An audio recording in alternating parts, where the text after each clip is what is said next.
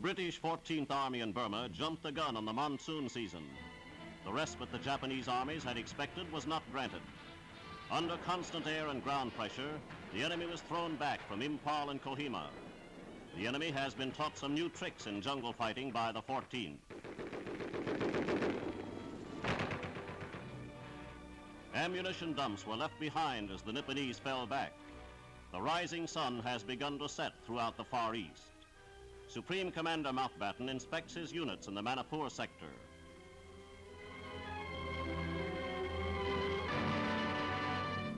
Battered enemy tanks dot this territory, just wrested from the Japanese. Hurricane fighter bombers sweep in to attack a jungle village. These versatile craft have not only helped remove the Japs to India, they are now hastening the liberation of Burma and the entire East Asia sector.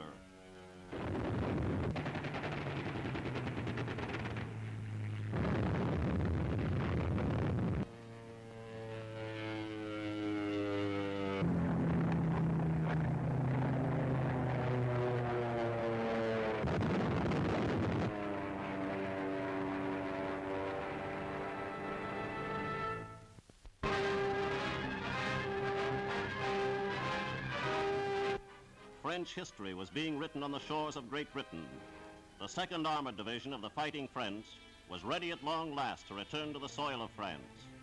During 4 years of waiting, they had gained experience on many battlefields, but their eyes were always fixed on that glorious day when they would meet their mortal Nazi enemy in France itself. The Cross of Lorraine was being borne high across the Channel waters. French nurses were included in the expeditionary force. Fully equipped with American battle dress and America's most modern machines of war, these Frenchmen were embarked on a crusade.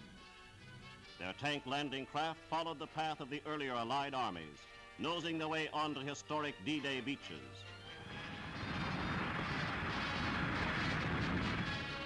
The hearts of these soldiers and of their commander, General Leclerc, were bursting with fighting spirit as they strode ashore.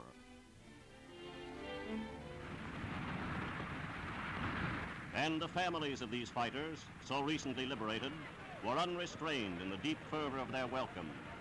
They had waited so long for the rebirth of the proud army of France, and now they cheered that army as it marched in for the liberation of France. Another chapter in the master plan of Tehran has become a reality. Thousands upon thousands of Allied troops hit the southern coast of France and have moved northward virtually unopposed. Young General Patch of Guadalcanal fame was the man who delivered this uppercut to Hitler's fortress of Europe.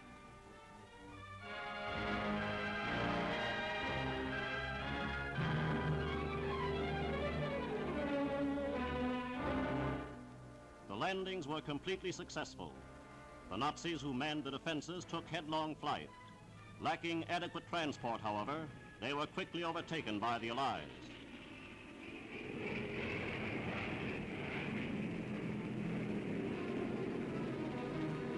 Glider-borne forces who crossed the Riviera to land behind the enemy did not even draw fire.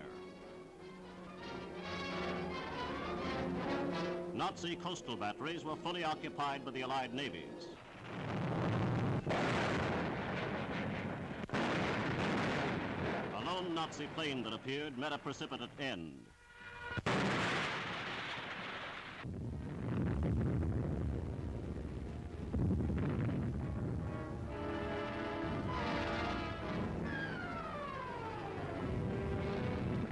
When the Navy big guns had done their work, landing craft moved in under a screen of smoke.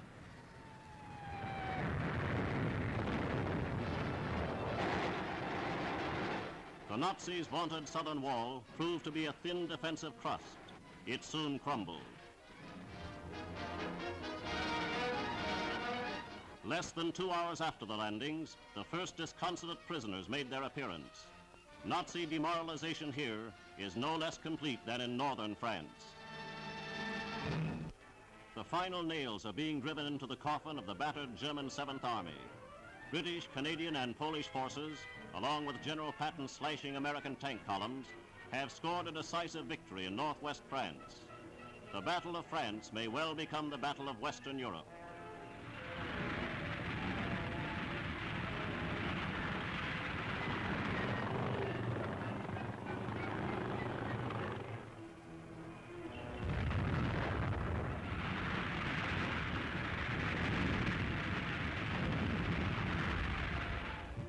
great Falaise trap has produced more than 30,000 prisoners alone. At least 300,000 Nazis have been written off since the Allied landings in France.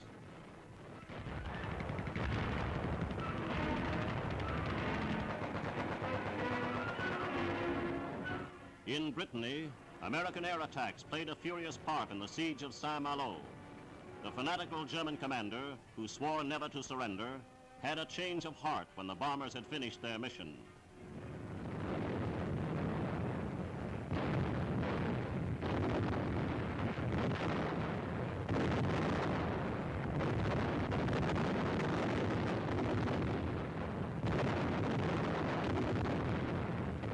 American transport columns, meanwhile, were rolling north from captured Le Mans.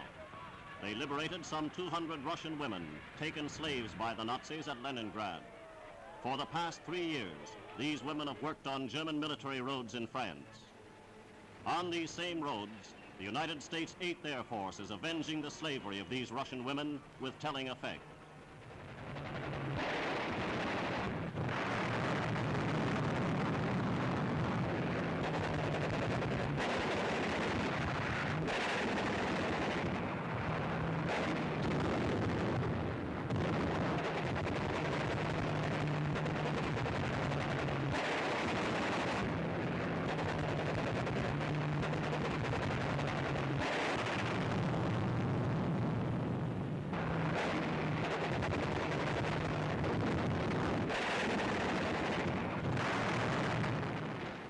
General Eisenhower's great blueprint for victory has become clear.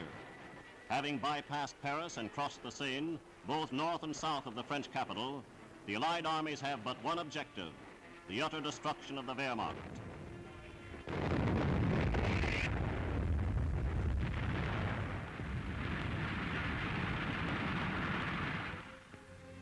French villages have suffered, but far more important is the mortal destruction of Germany's elite panzer divisions. From Falaise to the Seine, German armor has been reduced to scrap metal. Churches can be repaired, but the Nazi tyranny and the spirit behind it is being forever destroyed.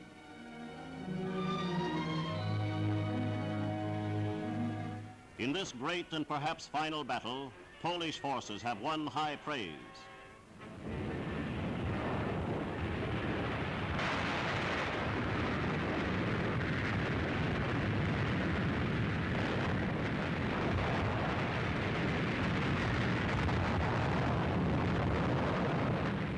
Here, the Polish commanders are greeted by their chief, General Montgomery.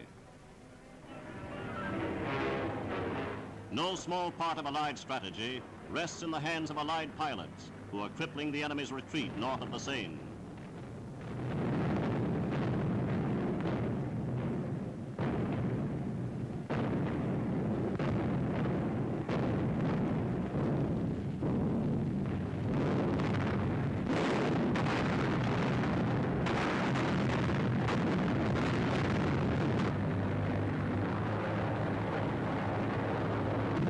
Victory in northwest France, in General Montgomery's words, is definite, complete, and decisive.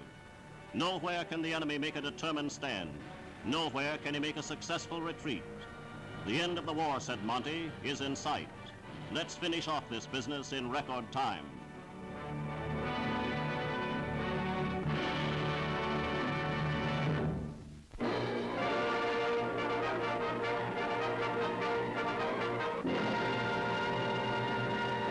The 14th Army in Burma jumped the gun on the monsoon season.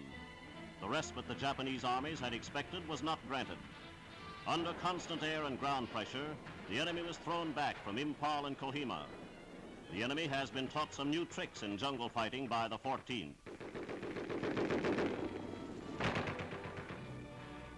Ammunition dumps were left behind as Hurricane fighter bombers sweep in to attack a jungle village. These versatile craft have not only helped remove the Jap to India, they are now hastening the liberation of Burma and the entire East Asia sector.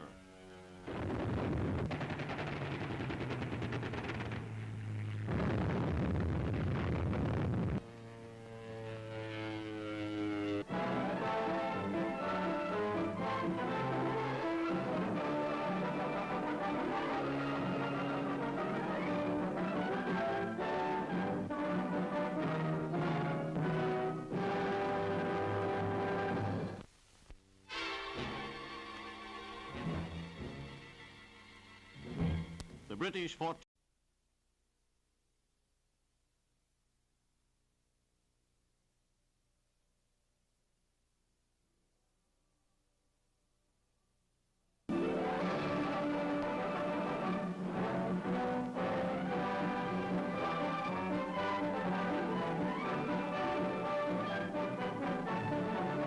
The Nipponese fell back.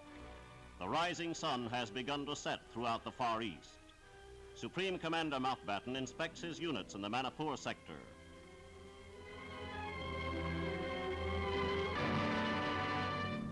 Battered enemy tanks dot this territory, just wrested from the Japanese.